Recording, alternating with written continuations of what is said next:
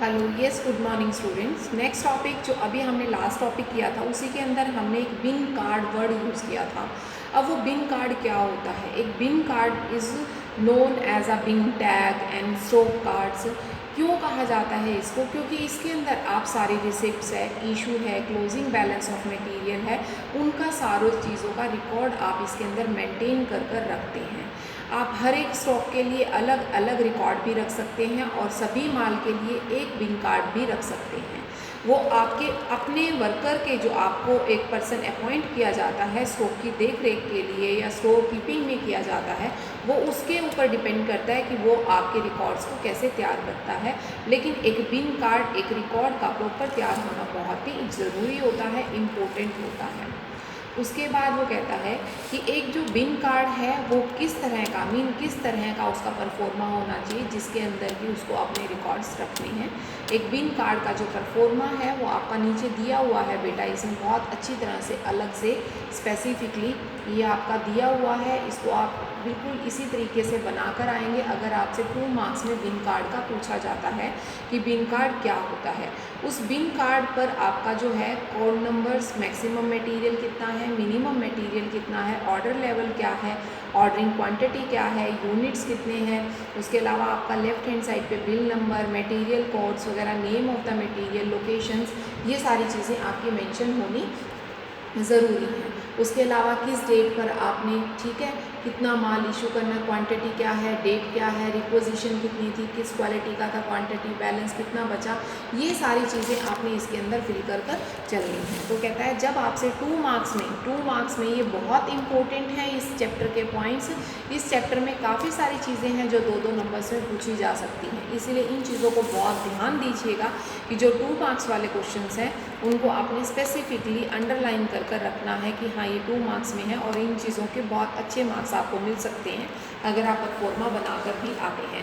क्योंकि इससे पीछे आपका एक और मैंने आपको बताया था कि वो भी आपसे पूछा जा सकता है, परचेज रिक्वेजिशन, परचेज साइकिल। ये छोटे छोटे आपके पॉइंट्स हैं जिनको आप 2-2 मार्क्स में वो आपसे पूछ सकता है।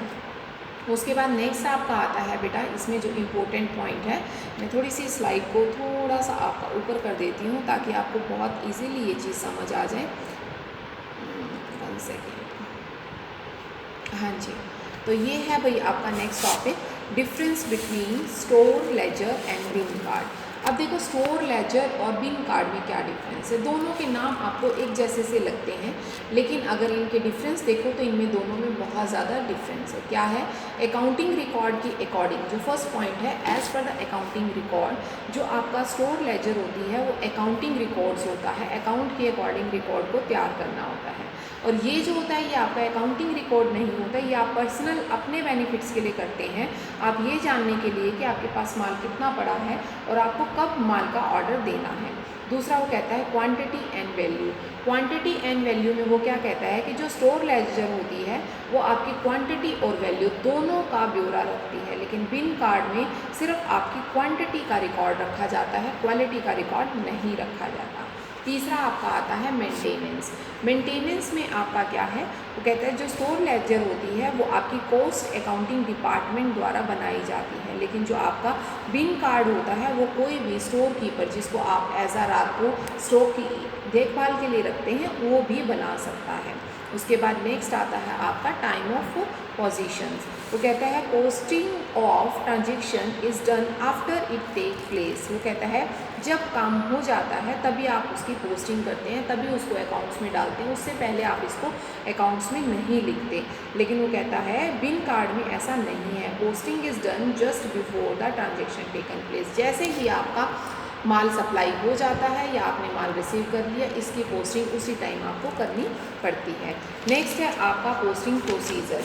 वो कहता है जो आपकी ट्रांजेक्शन्स हैं वो समराइज और पोस्टिंग पीरियोडिकली होती हैं, टाइम के बेसिस पर होती हैं, लेकिन वो कहता है हर एक इसमें आपकी हर एक ट्रांजेक्शन, जो ईच ट्रांजेक्शन है वो posted in the individually mean divide कर उसको तभी पोस्ट कर दिया जाता है। तो ये था बेटा आपका नेक्स्ट टॉपिक, बिन कार्ड और difference between store ledger and bin card. तो मेरे ख्याल से आपके ये 2 टॉपिक आज क्लियर हो गए हैं। नेक्स्ट जो है वो नेक्स्ट वीडियो।